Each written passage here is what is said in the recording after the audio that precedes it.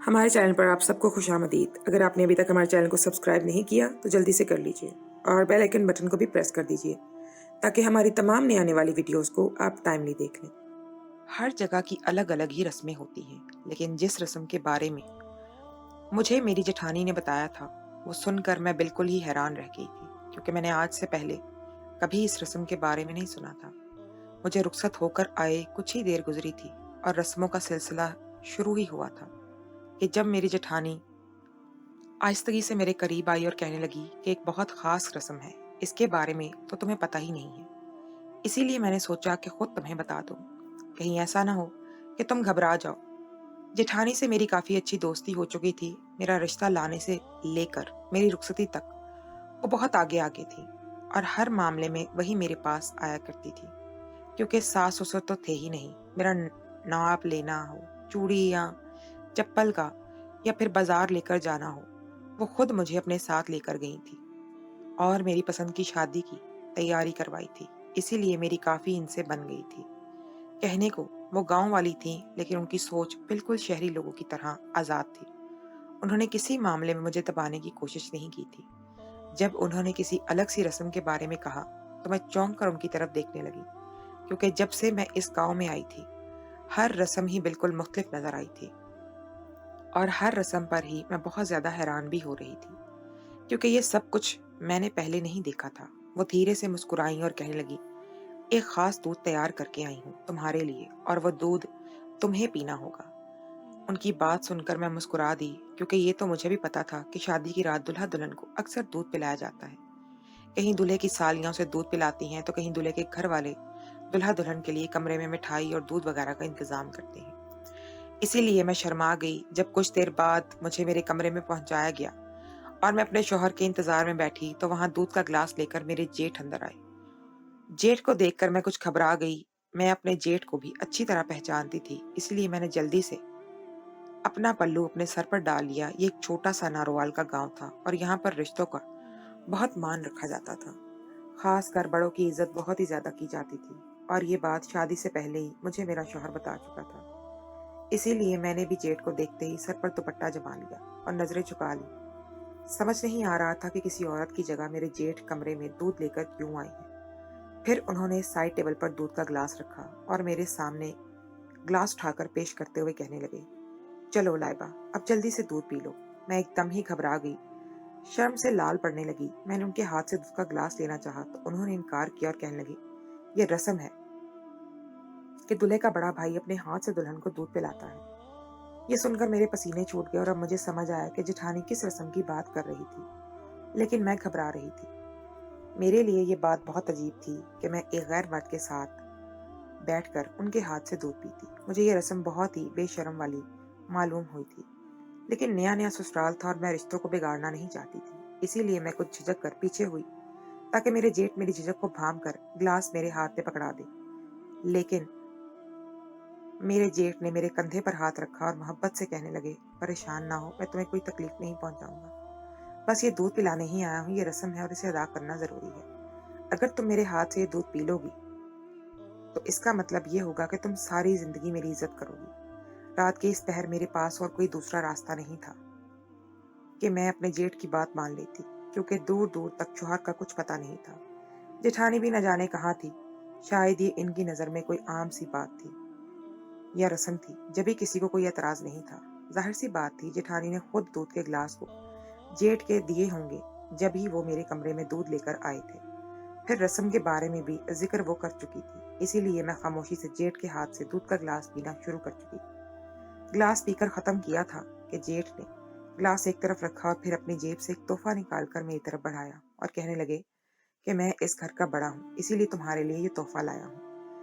ये मैंने उनके हाथ से तोहफा ले लिया। वो एक कीमती सोने का हार था और मैं उसे देख रही थी कि अचानक से मेरे सारे जिस्म से पसीने छूटने लगे। न जाने वो मुझे किस तरह का एहसास हो रहा था कि मैं खुद भी ना समझ पाई। और वो फिर 2 मिनट बाद ही गुजरे कि मैंने अपने हाथों से अपना घूंघट खींचकर दूर फेंका और जेठ को गिरबान से पकड़कर अपने करीब खींचते हुए, मेरा नाम लाइबा है, मैं अपने माँ बाप की इकलौती बेटी हूँ, एक अच्छे घराने से ताल्लुक रखती हूँ। मेरे वालिदैन भी पढ़े लिखे थे, इसीलिए उन्होंने मुझे भी आला तालीम दिलवाने की ख्वाहिश का इजहार किया और शहर की सबसे बड़ी यूनिवर्सिटी में मेरा दाखिला करवा दिया। मैंने हमेशा अच्छे नंबरों से तालीम हासिल की थी, इसीलिए मुझे दाखिला लेने में कोई परेशानी ना हुई और मेरा मास्टर्स का सफ़र शुरू हो गया। एक सेमेस्टर तक तो सब कुछ बिल्कुल ठीक था, लेकिन दूसरे सेमेस्टर में मेरी दुनिया ही बदल गई। मेरी मुलाकात जावेद से हो गई, जो मुझसे एक सेमेस्टर आगे था। किसी सेमिनार के सिलसिले में हमें इकट्ठे वर्क करना था और वहीं ऑडिटोरियम में हमारी मुलाकात पहली हुई थी और इसके बाद मेरा दिल जैसे धड़कना ही भूल गया था। मैंने जावेद जैसा इज्जत करने वाला इंसान आज तक नहीं देखा था। मोहब्बत तो हर कोई देता है, लेकिन इज्जत कोई कोई देता है, और जावेद ने जिस तरह मुझे इज्जत दी थी, मैं बिल्कुल ही हैरान रह गई थी। वो नजर उठाकर मेरी तरफ देखता नहीं था, कभी कोई ऐसी बात नहीं कहता था जिससे मुझे परेशानी हो, वरना आम तौर पर यूनिवर्सिटी में हर कोई जुमाइनी बातें किया करता था। खासकर लड़के और लड़कियों के बीच में अजीबो गरीब किस्म के ही ताल्लुकात थे। एक दूसरे का हाथ पकड़ना कोई मायूब नहीं समझा जाता था, लेकिन जावेद ने कोई ऐसी हरकत नहीं की थी। उसे मेरी इज्जत का बड़ा पास था। वो एक खास फासले पर खड़े होकर मुझसे बात करता था। उसने कभी अपनी हद पार करने की कोशिश नहीं की थी। एक दिन सेमिनार की तैयारी करते हुए हमें शाम हुई और अंधेरा फैलने लगा, तो उसने मुझे अकेले घर जाने दिया, बल्कि सख्ती से कह दिया कि वो मुझे मेरे घर छोड़ेगा, क्योंकि अंधेरा हो गया था। और फिर उसने मुझे रिक्शा करवा के दिया और खुद अपनी मोटरसाइकिल पर साथ साथ चलता रहा। वो चाहता तो मुझे मोटरसाइकिल पर बैठने की पेशकश भी कर सकता था और शायद मैं भी इनकार ना करती, लेकिन उसने इस बात को भी मुनासिब ना समझा कि एक गैर लड़की को अपने पीछे मोटरसाइकिल पर बिठाता। वो रिक्शे के पीछे पीछे चलता रहा और मुझे मेरे घर के दरवाजे पर छोड़कर जाने लगा। तो मैंने जबरदस्ती उसे चाय के लिए अंदर आने की दावत दी और फिर अपने वालिदैन से भी उसकी मुलाकात करवाई। उसकी बातचीत से मेरे वालिदैन भी बड़े मुतासिर हुए। वो इंतहाई सुलझा हुआ, तमीज़दार और शरीफ घराने का लड़का था। उससे बात करके मेरे अब्बा बड़े खुश हो रहे थे और फिर जब उसने बताया कि वो शहर से नहीं है, बल्कि उसका ताल्लुक नारोवाल के गांव से है, तो फिर मुझे समझ आ गया कि वो हर किसी की इतनी इज्जत करता है। दरअसल गांव के लोग जिस मोहब्बत की मिट्टी से गुंदे होते हैं, वो इसी तरह दूसरों को इज्जत देते हैं और दूसरों की इज्जतों का पास रखते हैं। मेरे वालिद ने जावेद का शुक्रिया अदा किया था और फिर वो हम सब से मिलकर चला गया था। उसके जाने के बाद भी काफी देर तक अब्बा की उसकी तारीफ करते रहे थे और दिल ही दिल में मैं खुश होती रही थी, क्योंकि कहीं ना कहीं मेरा दिल जावेद पर आ गया था और माँ बाप को पसंद आने वाला पहला मार्का कुदरती तौर पर सरअंजाम भी पा गया था। मैं नहीं जानती थी कि जावेद के दिल में क्या है, वो मेरे लिए जज्बात रखता है या नहीं, लेकिन मैं हर वक्त उसी के बारे में सोचने लगी थी। सेमिनार पूरी तरह से कामयाब हो गया था। हम दोनों की मेहनत रंग लाई थी और उसके कुछ नंबर हमारे रिजल्ट में ऐड होने थे, वो भी हमें मिल गए थे। और उसके बाद हम दोनों के रास्ते फिर जुदा हो गए थे, क्योंकि जावेद मुझसे आगे था और मैं पीछे, लेकिन मैं किसी ना किसी बहाने से उसे तलाश करते हुए उसके पास पहुंच जाया करती थी। अक्सर तो पढ़ाई में मदद लेने के बहाने उसके साथ वक्त गुजारने लगी थी। शायद वो भी इस बात को समझता था, लेकिन उसने कभी ऐसी कोई बात नहीं की थी कि मुझे उसके जज्बात का एहसास होता। ये सेमेस्टर मुकम्मल हुआ तो हमारी 20 दिन की छुट्टियां पड़ गई। जावेद भी छुट्टियों पर जाने वाला था और उसे देखे बगैर दिन गुजारना मेरे लिए नामुमकिन था। इसीलिए मैं खुद उसके पास पहुंच गई। मैंने सोचा था कि मैं शर्म और हया को एक तरफ रखकर उसे शादी की बात करूंगी और उसे अपने जज्बात के बारे में बताऊंगी। वो अपने दोस्तों के साथ खड़ा कुछ बात कर रहा था कि जब भी उसकी नजर मुझ पर पड़ी, मेरे पास आया और कहने लगा, लाइबा, बार बार मेरे पास इस तरह ना आया करो। मेरे दोस्त गलत समझते हैं, मजाक बनाते हैं। मैं नहीं चाहता कि आपकी इज्जत पर कोई हर्फ आए। मैं तो वो मर्द हूँ, मुझे ऐसी बातों से शायद फर्क ना पड़े, लेकिन आपकी इज्जत खराब होगी और ये बात मुझसे बर्दाश्त ना होगी। वो सर झुकाए अदब के दायरे में मुझसे बात कर रहा था और मैं बस उसे देख कर रह गई थी। उसकी मासूमियत, उसकी सादगी मुझे और भी उसका दीवाना बना रही थी। अगर आज मैं खामोश रहती तो वो 20 दिन के लिए चला जाता, और यही सोचकर मैंने उसे अपने दिल की बात कह दी थी। उसे बता दिया था कि मैं उससे मोहब्बत करने लगी हूँ, और मेरी बात सुनकर वो बिल्कुल ही हैरान रह गया था, जैसे उसे मुझसे इस बात की तवक्को बिल्कुल भी ना हो। बड़ी बड़ी हैरान आंखों से मुझे देख रहा था। मैंने उससे कहा कि मैं उससे शादी करना चाहती हूँ, उसके साथ जिंदगी गुजारना चाहती हूँ। बड़ी मुश्किल से मैंने अपने जज्बात का इजहार तो कर दिया था, लेकिन बदले में मुझे सिर्फ और सिर्फ खामोशी मिली थी। और जब फिर मैंने उससे कहा कि खामोश क्यों खड़े हो, तो वो कहने लगा, मैं हैरान हो रहा हूँ कि क्या मेरी किस्मत में इतनी अच्छी लड़की हो सकती है। मैं तो एक सीधा सादा सा गाँव वाला हूँ, मेरे पास तुम्हें देने को कुछ नहीं, कुछ भी नहीं। तुम शहर की लड़की हो, फिर मुझसे मोहब्बत की दावेदार कैसे हो सकती हो। जावेद कहने लगा कि ये सब 2-4 दिन की बातें होती हैं। जब तुम्हें मेरे साथ गांव जाकर गांव की जिंदगी गुजारनी पड़ेगी, तो तुम्हें सारी मोहब्बत तुम्हारी खत्म हो जाएगी। मैंने जावेद की आंखों में आंखें डालकर उससे कहा कि ऐसा कभी नहीं होगा। जो मोहब्बत करते हैं वो हालात से डरकर पीछे नहीं हटते। मेरी इस बात पर उसके लबों पर एक दिलफरेब मुस्कुराहट आई थी और मैं उसे देखती रह गई थी। वो कहने लगा कि मेरा हाथ थामने का मतलब ये होगा कि मेरे साथ गाँव जाना और वहीं एक नई ज़िंदगी शुरू करना, क्योंकि शहर में सिर्फ तालीम हासिल करने के लिए मैं आया हूँ। मेरी ज़िंदगी, मेरा घर, मेरा ख़ानदान और मेरा मुस्तकबिल सब कुछ गाँव में है। हम ज़मींदार लोग हैं। ज़मीन ही हमारी माँ है और हमारी ज़िंदगी हमारी ज़मीनों से ही वाबस्ता है। मेरा जीना मरना सब गाँव में है। मैंने हिम्मत करके जावेद का हाथ पकड़ा और उसे यकीन दिलाया कि मैं भी उसे मायूस नहीं करूँगी। और ये सुनते ही उसकी आंखों में चमक आ गई थी और मैं खुद भी शर्मा गई थी। जबकि जावेद के दोस्त पीछे से कुछ दबी दबी आवाज में हमें छेड़ रहे थे। जावेद ने जल्दी से अपना हाथ छुड़वाया और फिर कहने लगा कि ठीक है, मैं गांव जा रहा हूँ। इस बार वापसी में अपने भाई भाभी को लाऊंगा। मेरे माँ बाप तो नहीं है, लेकिन रिश्ता मेरे भाई भाभी की मर्जी से ही होगा। अगर वो तुम्हें पसंद कर लेंगे तो मुझे कोई एतराज नहीं होगा। जावेद की बात सुनकर मैं शर्मा गई थी और फिर वो गांव चला गया था और मैं घर की होकर रह गई थी। मैं अपने वालिदैन से कुछ नहीं छुपाती थी, इसीलिए मैंने दबे लफ्जों में अपने माँ बाप को जावेद के रिश्ते के हवाले से बता दिया था और ये सुनकर मेरे माँ बाप भी खुश हुए थे। अलबत्ता मेरे वालिद को इस बात पर एतराज था कि मैं शादी के बाद गांव में क्यों रहूंगी। वो कहने लगे कि हम तुम्हें पढ़ा लिखा रहे हैं, तुम यही नौकरी करना, जावेद भी यहीं कोई कारोबार शुरू कर लेगा तो तुम दोनों का अच्छा मुस्तकबिल सेट हो जाएगा। मैंने अब्बा से कहा कि जब रिश्ता आएगा तब आप खुद बात कर लीजिएगा। और फिर वाकई ही 20 दिन बाद जावेद अपने भाई भाभी के साथ हमारे घर में मौजूद था। मेरी अम्मा ने बहुत ज्यादा खातिरदारी का इंतजाम कर लिया था। फिर जब रिश्ता डाला तो अब्बा ने जावेद से वही बात की कि शहर में ही क्यों ना नई जिंदगी शुरू करते तुम। लेकिन ये सुनकर जावेद ने साफ इनकार कर दिया और कहने लगा हमारी अपनी जमीनें हैं, हमारे पास पैसे की कोई कमी नहीं है, इसलिए मुझे शहर में नहीं रहना और यही मेरा आखिरी फैसला है। अब्बा इसी बात को लेकर कुछ हिचकिचा रहे थे कि गांव में जिंदगी कैसे एडजस्ट करोगी। लेकिन जब मैंने अब्बा को यकीन दिलाया कि मेरी खुशी की खातिर उन्होंने हामी भर ली और फिर धूमधाम से दोनों तरफ शादी की तैयारियां शुरू हो गई। जावेद की भाभी तैयारियों के लिए शहर में ही रह रही थी। उन्होंने हर चीज मेरी पसंद से ली थी। उन्हें हर छोटी से बड़ी चीज का ख्याल था। एक दिन खरीदारी करते हुए जावेद की भाभी ने कहा कि कुछ अरसे बाद तुम चाहो तो जावेद को लेकर शहर शिफ्ट हो सकती हो। वैसे भी गांव की जिंदगी मुश्किल होती है, लेकिन मैंने साफ इनकार किया और कहा कि जावेद को गांव में ही रहना है तो फिर मैं भी इनके साथ ही यहाँ पर एडजस्ट करना सीख लूंगी। वैसे भी मुझे गांव में रहने का बड़ा शौक है। मेरी बात सुनकर वो खामोश हो गई और फिर वो दिन आ गया था जब मैं दुल्हन बनकर जावेद का हाथ थामे अपने घर से रुखसत होकर उसके घर आ गई थी और हमारी पहली मंजिल जावेद का गांव ही था। हम रेलगाड़ी में बैठकर जावेद के गांव के लिए निकल गए थे। 2 घंटे का सफर तय करने के बाद हम गांव में थे और बहुत सारी रस्में शुरू हो चुकी थी। ये जनान खाना था, इसीलिए सारी औरतें ही थी और जावेद भी मेरे साथ नहीं था। यहाँ पर मुझे पता चला था कि जावेद लोग इस इलाके के जमींदार हैं और बहुत ही ज्यादा पैसे वाले हैं। जब सारी रस्में खत्म हुई तो जावेद की भाभी ने मुझे मेरे कमरे में बिठा दिया और फिर मेरे जेठ दूध का गिलास लिए हमारे कमरे में आ गए और रस्म के नाम पर उन्होंने मुझे दूध का गिलास पिला दिया। लेकिन ना जाने इस गिलास में ऐसा क्या था कि उसे पीते ही मैं पसीना पसीना हो गई और मेरे अंदर एक अजीब सी आग लगी और मैंने अपना दुपट्टा दूर फेंका और फिर अपने जेठ का गिरबान पकड़कर उन्हें अपने करीब खींच लिया। मेरी हालत बहुत ही अजीब सी हो रही थी और मैं अपने होशो हवास में नहीं थी।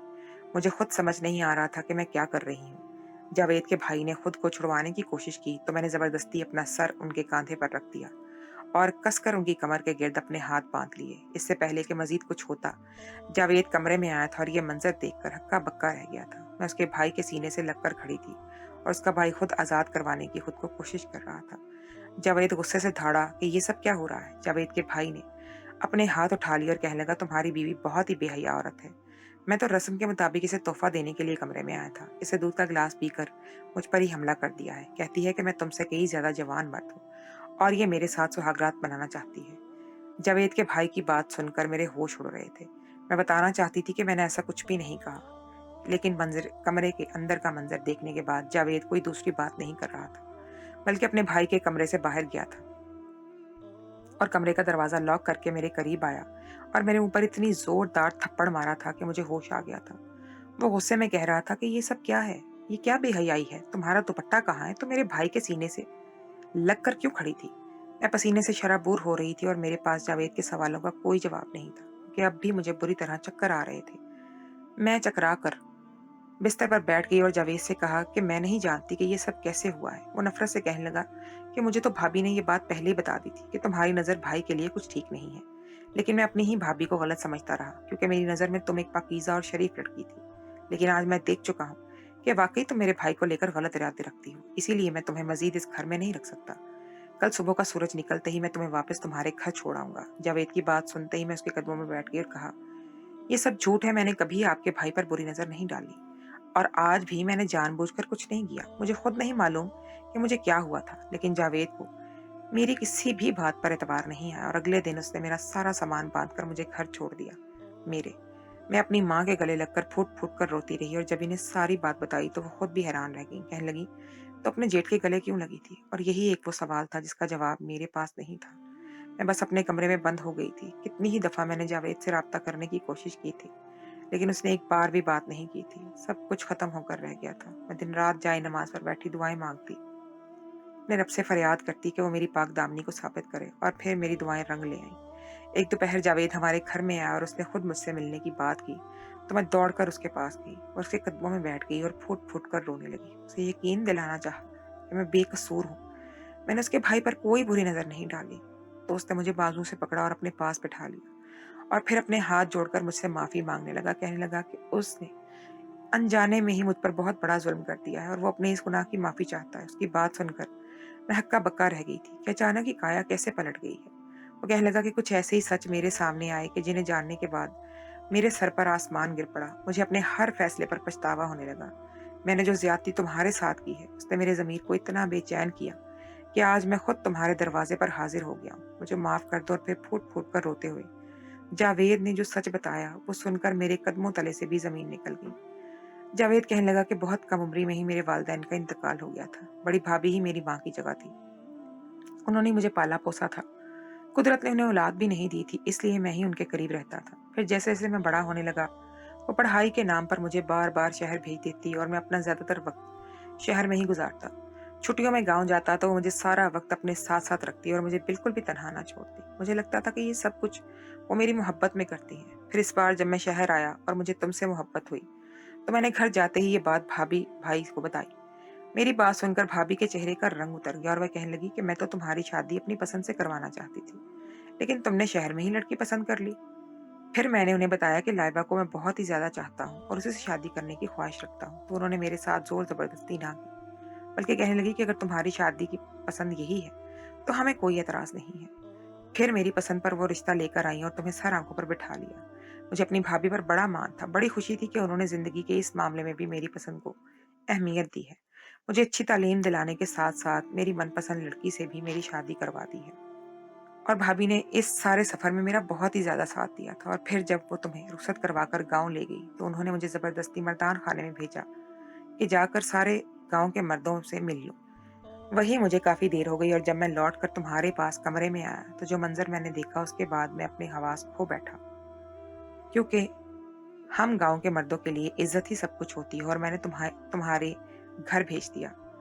بھابھی نے مجھے پہلے دن ہی یہی کہا تھا کہ تمہاری نظر بھائی کو لے کر ٹھیک نہیں ہے، اسی لیے اس رات جب میں نے وہ منظر دیکھا تو مجھے بھابھی کی بات پر ہر طرح سے یقین آ گیا۔ تمہارے جانے کے بعد میں اپنے کمرے میں بند ہو گیا تھا، مجھے کسی چیز کا ہوش نہ رہتا تھا کیونکہ میں نے تم سے سچی محبت کی تھی۔ لیکن پھر ایک رات جب میری طبیعت بہت خراب ہونے لگی تو میں بھائی بھابھی کے کمرے کے دروازے پر پہنچ گیا۔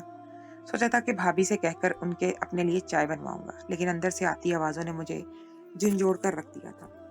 بھابھی بھائی سے کہہ رہی تھی کہ ہم نے جاوید کو پوری طرح ہی ختم کر دیا۔ پہلے وہ گاؤں سے دور شہر رہتا تھا تو اسے حساب کتاب میں کوئی دلچسپی نہیں تھی، اور اب وہ اپنی بیوی کی یاد میں پڑا رہتا ہے۔ اسے اب بھی نہ زمینوں کا پتہ ہے، نہ فصلوں کا، اور نہ ہی پیسوں کا، اس لیے آپ آسانی سے سب کچھ اپنے اکاؤنٹ میں ڈلا لیں اور دھیرے دھیرے اپنے بھائی سے زمینوں کے کاغذات پر دستخط بھی کروا لیں۔ دستخط کرنے سے سب کچھ ہمارا ہو جائے گا۔ اس وقت وہ صدمے میں ہے، ہر کاغذ پر دستخط کر دے گا، بس یوں ہی سمجھ لیں کہ بہت جلد اسے ہم ہر چیز سے دستبردار کر کے واپس شہر بھیج دیں گے۔ بھائی کہہ رہے تھے کہ دیکھ لو، اگر اسے پتا چل گیا کہ لائبہ کو ہم نے جان بوجھ کر نشے کی دوا دی تھی اور اسی وجہ سے ہی وہ اپنے ہوش کھو بیٹھی تھی تو اچھا نہیں ہوگا۔ بھابھی کہنے لگی فکر نہ کرو، اسے کبھی پتا نہیں چلے گا، وہ بالکل سیدھا سادہ سا ہے، میں نے اس کی تربیت ہی ایسی کی ہے کہ وہ کبھی میرے بارے میں کچھ برا نہیں سوچے گا۔ بھائی کہہ رہے تھے کہ ٹھیک ہے، جلدی سب کچھ پھر ٹھیک ہو جائے گا اور ہمارا ہو جائے گا جلد ہی، تو ہم پھر جاوید کو یہاں سے دور بھیج دیں گے، یہ گاؤں ہمارا ہے اور یہاں کی زمینیں بھی ہماری ہی رہیں گی۔ وہ دونوں کھل کر میرے خلاف بات کر رہے تھے اور وہ سچ بھی کہہ بیٹھے تھے جس میں میں انجان تھا۔